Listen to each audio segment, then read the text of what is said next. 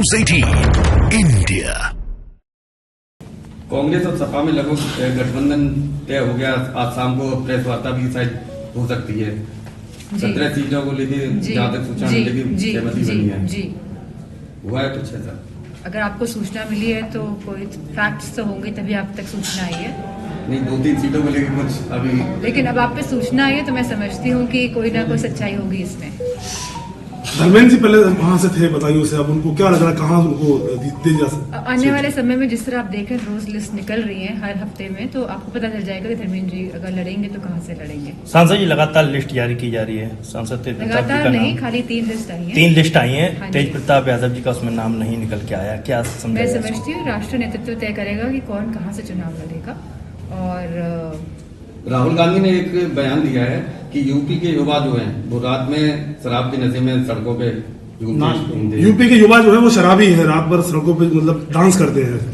मैंने इस तरह का बयान नहीं सुना है, पर मुझे ये पता है कि यूपी का जो युवा है वो बेरोजगार घूम रहा है, उसके पास काम नहीं है, वो हताश है, उसकी आशाएं धीरे धीरे कम होती जा रही हैं क्योंकि सरकार नौकरी नहीं दे पा रही है। अगर नौकरी आती भी है पुलिस में, आपने देखा होगा किस तरह पुलिस की नौकरी में भी अब जांच का विषय बन गया है क्योंकि पेपर लीक होने का भी सवाल उठ रहे हैं। तो मैं समझती हूँ, और जो यहाँ पे $1 ट्रिलियन इकोनॉमी की बात हो रही है, जो यहाँ पे डिफेंस कॉरिडोर बनने की बात हो रही है, जो यहाँ पे इन्वेस्टमेंट समिट की बात हो रही है, जहाँ कह रहे हैं कि लाखों करोड़ रुपए उत्तर प्रदेश में आ रहा है, तो अगर उत्तर प्रदेश में इस तरह का कोई भी इन्वेस्टमेंट हो रहा होता तो मैं समझती हूँ कि यूपी आगे बढ़ रहा होता, युवाओं के पास नौकरी होती, रोजगार होते, किसान खुशहाल होता। आज किसान की भी अगर स्थिति देख लेंगे क्या है, पूरे भारत का किसान हमारा आज परेशान है। और जो राष्ट्रवाद की बात करते हैं, असली राष्ट्रवाद किसान और हमारा जवान है, और इन दोनों स्तंभों को इस सरकार ने बुरी तरह से हिलाने का काम किया है। आज मैनपुरी से बीजेपी से भारतीय जनता पार्टी में लखनऊ में शामिल हुए हैं, क्या इससे कोई पार्टी को कोई असर पड़ेगा?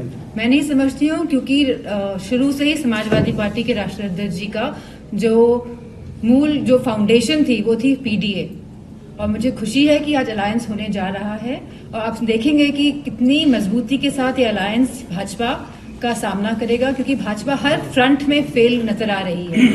मैनपुरी से बीजेपी 4 कांग्रेस स्तंभों की बात हुई थी, नारी की, युवाओं की, किसानों की और जवानों की। तो मैं समझती हूँ कोई भी खुश नहीं है, और स्पेशली जो ये अग्निवीर योजना लेके आए हैं, जहां हमारा गांव के किसान के बच्चे फौज में जाते थे, जहां अर्थव्यवस्था सही होती थी हमारे गांव की, तो उस सब को बर्बाद करने का काम अगर किसी ने किया है तो 10 साल की केंद्र की सरकार और लगभग 7 साल की उत्तर प्रदेश की सरकार ने किया है। केशव प्रसाद जी का नाम आ रहा है बीजेपी से, मैनपुरी से केशव प्रसाद जी का जो है नाम बताया जा रहा है लोकसभा चुनाव लड़ने के लिए। मुझे नहीं पता है। और सांसद जी किसान लगातार कांग्रेस ने पोस्टर जारी किया है जिसमें राहुल गांधी को श्री कृष्ण दिखाया गया और अजय राय को। मैंने ये पोस्टर देखा नहीं है तो मैं मान नहीं। सांसद जी लगातार किसान धरना दे रहे हैं, सरकार कह रही है कि बैठक की जा रही है, बातचीत की जा रही है, लेकिन अभी तक किसानों के प्रति कोई भी निष्कर्ष हल निकल के नहीं आ रहा। कैसे मानते हैं इसको लेकर, क्या देखते हैं? मेरे हाथ में कुछ है नहीं इन सब चीजों को लेकर।